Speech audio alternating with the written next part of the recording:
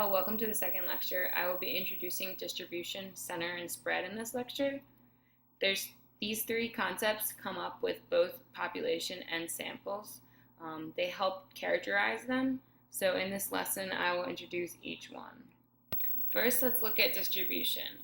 A distribution is any way you show all the possible ways of a variable and how often they occur. How distributions look differ according to whether the variable is discrete or continuous. So let's look at discrete first. Here's an example of a phone ringing, and assuming the receptionist answers, we are checking the number of rings before the phone is answered. Suppose we take a sample of several calls. This tells us that 15% of the time in the sample, the person picked up after one ring. This tells us 25% of the time in the sample, the receptionist picked up after two rings. This is the sample distribution. This represents the sample distribution. We will also see a population distribution that will look exactly the same, except the probability is set up like this. And this would be if we knew the population, but we really don't. But in the probability part of the course, we assume we do.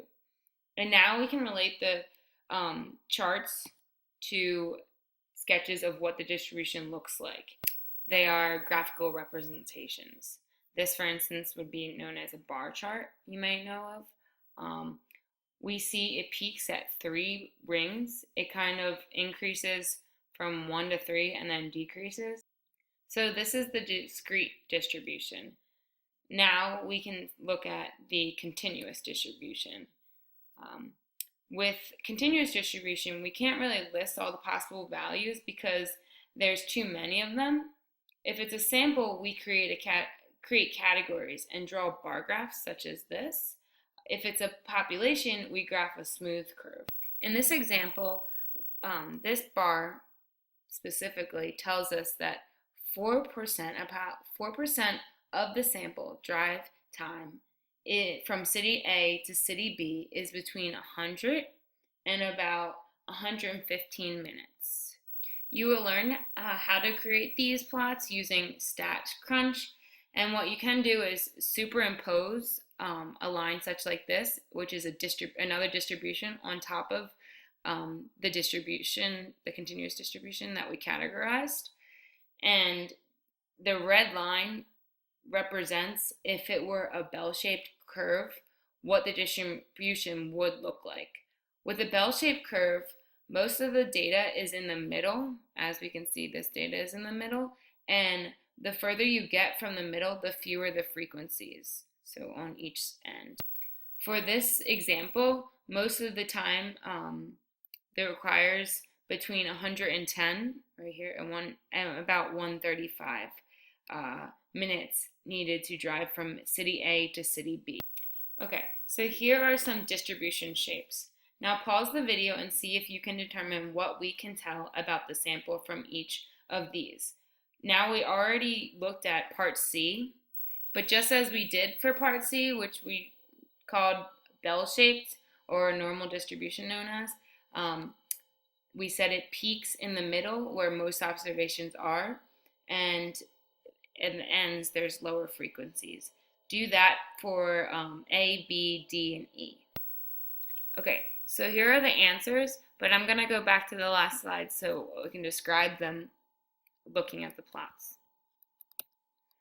So for A, I said that all the values of the variables are equally common. So for instance, you'll see that all the columns are the same height.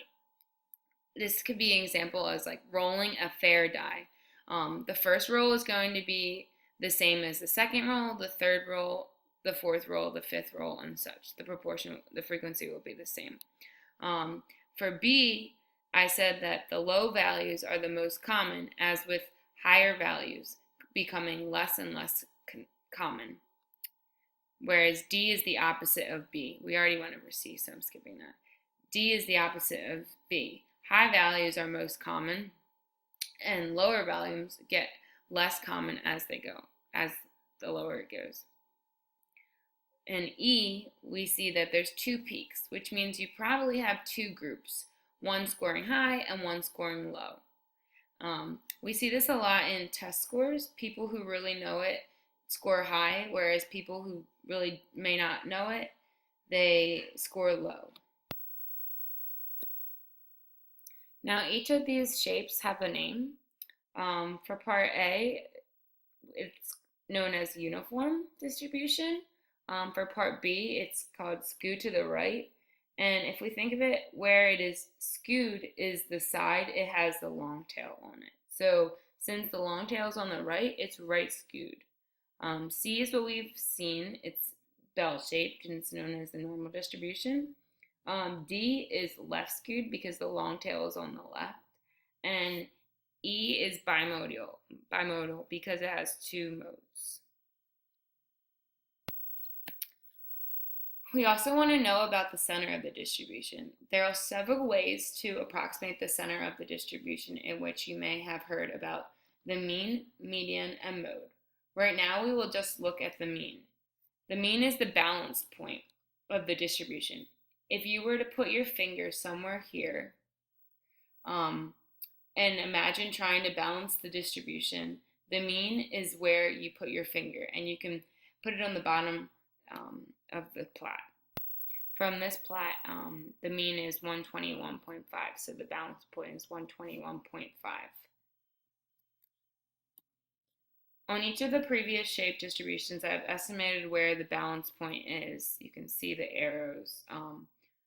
For the three on the left, the balance points are right in the middle, A, C, and E. For B and D, you have to be more toward where the peak of the data is, so over close to where most of the data is. Next, the spread. The most common measure of the spread is the standard deviation, and we'll talk more about this as the course goes on, of how to calculate it. But basically, you can think of the standard deviation as typical distance that the observations are away from the mean. A large standard deviation means data is far apart, whereas small standard deviation means data values are close together. So if we look at the plot, the blue line is a large standard deviation because its values are more spread out, whereas in the green line, it's more compact. So now let's look at an example. This example is about two cities. The price of a gallon of gas has the same mean for both of the cities, but the standard deviation is much smaller for city A than city B. So that means that prices vary much more on city B than in city A. So in city A, there may not be as great of a purpose on shopping around, whereas in city B, you may find a lot of variability. So like, for example, lower prices in part of the city than the other part of the city. One thing that is nice to use with standard deviation is the empirical rule, which assumes that the sample of a population is approximately bell-shaped. If that's the case, then we know that approximately 68% of the sample or population lies within one standard deviation of the mean, and about 95% of the sample lies within two standard deviations of the mean. And lastly, about 99.7% or almost all of the sample or population lies within three standard deviations of the mean. Now we look at an example that has a mean of $3.59 and standard deviation of 7 cents. If we sketch the bell-shaped distribution with the mean in the middle and go one standard deviation on each side, one below and one above, that's one standard deviation away and below the mean. That is, we will add 7 cents to 3.59 and get 3.66, and that is one standard deviation above the mean, whereas if we subtract 7 cents, we get $3.52. That's one standard deviation below the mean. Similarly, if we go out one more standard deviation, that is, subtract 7 cents again, so starting at 3.52, we subtract 7 cents we get $3.45. That's 2 standard deviations from the mean because that's actually subtracting 7 cents here and 7 cents here, total of 14 cents. So that is 2 standard deviations. On the other side, if we add 7 cents to $3.66, we get $3.73. That is 2 standard deviations above the mean. So it's saying that 95% of the gas stations in the sample has gas prices between $3.45 and $3.73. And then we go out one more standard deviation. So the mean minus 3 times 7 cents. So a total of 21 cents. We will get $3.38. Let's subtract 7 here, 7 here, 7 cents. Now if we add 7 cents to $3.73 or add 21 cents to $3.59, which is the mean, we'll get $3.80. That is 3 standard deviations above the mean.